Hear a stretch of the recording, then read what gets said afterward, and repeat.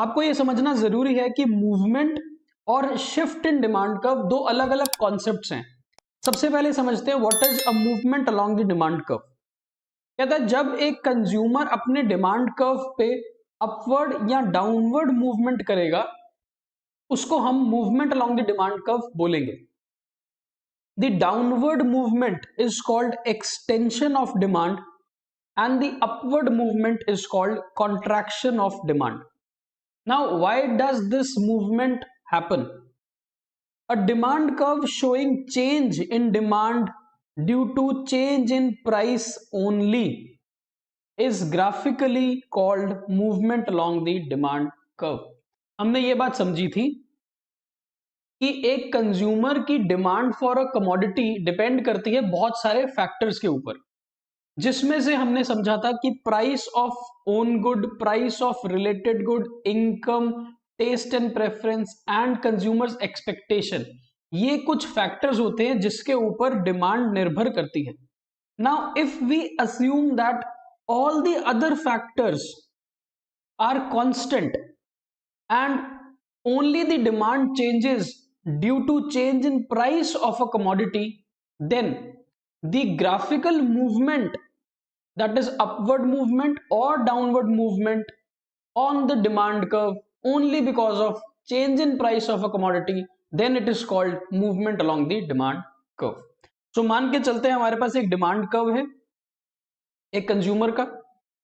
on the x axis we have quantity demanded, on the y axis we have price of a product, and आप assume करके चलो all the other factors other than the price of a commodity are non existent, यानी कि कोई related product नहीं है, income change नहीं हो रही कंज्यूमर की, टेस्ट एंड प्रेफरेंस में कोई बदलाव नहीं आ रहा और कंज्यूमर कोई भी एक्सपेक्टेशन फ्यूचर से रिलेटेड नहीं रखता है। So if other factors affecting demand are non existent, constant और do not change and the only thing that changes is the price of a commodity, then what will happen? So मान लो अभी price P है और at this price the consumer demands Q units of a commodity. So अभी situation ऐसी है कि consumer P के price पर Q क्वांटिटी डिमांड करता है। तो अगर हम एक डिमांड कर्व बनाएं तो इस पॉइंट पर लेट्स से इसको हम A पॉइंट लिख देते हैं, इस पॉइंट पर कंज्यूमर अभी प्रेजेंटली है। when the price is P, the quantity demanded by a consumer is Q. now assume that the price increases, अगर प्राइस बढ़ जाता है तो लॉ ऑफ डिमांड अप्लाई होता है और लॉ ऑफ डिमांड के हिसाब से when the price increases the demand must fall. so let's say that price increases from P to P1, P से बढ़कर प्राइस P1 पर आ गया, तो अगर प्राइस यहां है so what will happen is the demand will decrease और demand घटकर Q1 पर आ जाती है।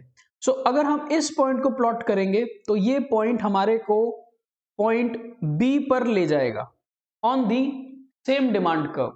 so what has happened is the consumer has reduced his demand as a result of increase in price.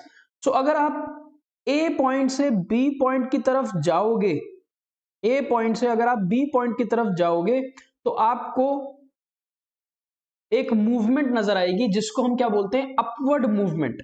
And this upward movement along the demand curve is also called contraction of demand, because price के बढ़ने पर demand घट जाती है, demand shrink हो जाती है, demand contract हो जाती है। तो upward movement on the demand curve is also called contraction. Clear हुआ? इसी का बिल्कुल ऑपोजिट क्या होगा, increase in demand due to change in price only. अब अगर प्राइस घट जाता है P से और प्राइस हो जाता है P2, then demand will increase from Q to Q2। ठीक है, तो ये जो पॉइंट होगा इस बार, ये पॉइंट होगा C पॉइंट। तो अब आप यहां पर फिर से देखो, जैसे ही प्राइस फॉल करता है other factors remain constant, there is a increase in demand and that increase is shown as a movement from point A to point C. This movement is called downward movement on the demand curve, जिस downward movement को हम extension भी बोलते हैं। तो बहुत simple सा काम करना है हमने। हम ये कह रहे हैं कि अगर सिर्फ प्राइस में बदलाव आता है और बाकी सारे फैक्टर्स कांस्टेंट रहते हैं तो कंज्यूमर की डिमांड या तो इंक्रीज होगी या डिमांड डिक्रीज होगी।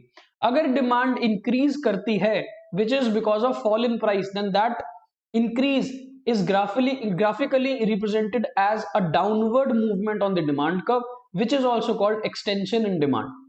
Whereas if there is a fall in demand due to increase in price of the commodity, there will be a graphical movement on the demand curve which is called upward movement, and that upward movement is also known as contraction of demand. So बस extension और contraction ये दो movements होती हैं on the demand curve. Contraction को हम upward movement बोलते हैं और अपवर्ड मूवमेंट का मतलब है डिक्रीज इन डिमांड, और डिमांड डिक्रीज क्यों होगी अगर प्राइस इंक्रीज करेगा। वेयर एज एक्सटेंशन को हम डाउनवर्ड मूवमेंट बोलते हैं। एक्सटेंशन का मतलब होता है इंक्रीज इन डिमांड, और डिमांड इंक्रीज कब करती है जब प्राइस डिक्रीज करता है। So these two are called the movements along the demand curve. Contraction of demand means upward movement all along the demand curve due to rise in price, whereas extension means the downward movement along the demand curve due to fall in the price of commodity. Other factors affecting demand must remain constant. तो सिर्फ price की movement से जब हम demand की movement को associate करते हैं तो इसको ग्राफ पर जब आप प्लॉट करते हो तो एक ही डिमांड कर्व बनता है, और उसी डिमांड कर्व पे एक बार कंज्यूमर अपवर्ड मूव करता है या फिर डाउनवर्ड मूव करता है। अपवर्ड को हम कॉन्ट्रैक्शन बोलते हैं, डिक्रीज इन डिमांड, और डाउनवर्ड को हम एक्सटेंशन बोलते हैं, इंक्रीज इन डिमांड। क्लियर हुआ?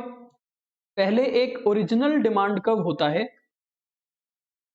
और ओरिजिनल प्राइस 10 रुपए है और ओरिजिनल क्वांटिटी 100 यूनिट्स है।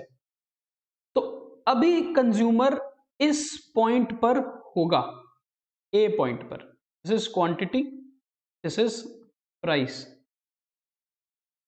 पर इफ द प्राइस इंक्रीजेस, अगर प्राइस में इंक्रीज करके 15 रुपीज पर ले जाऊं, इस इंक्रीज इन प्राइस का मतलब क्या होगा?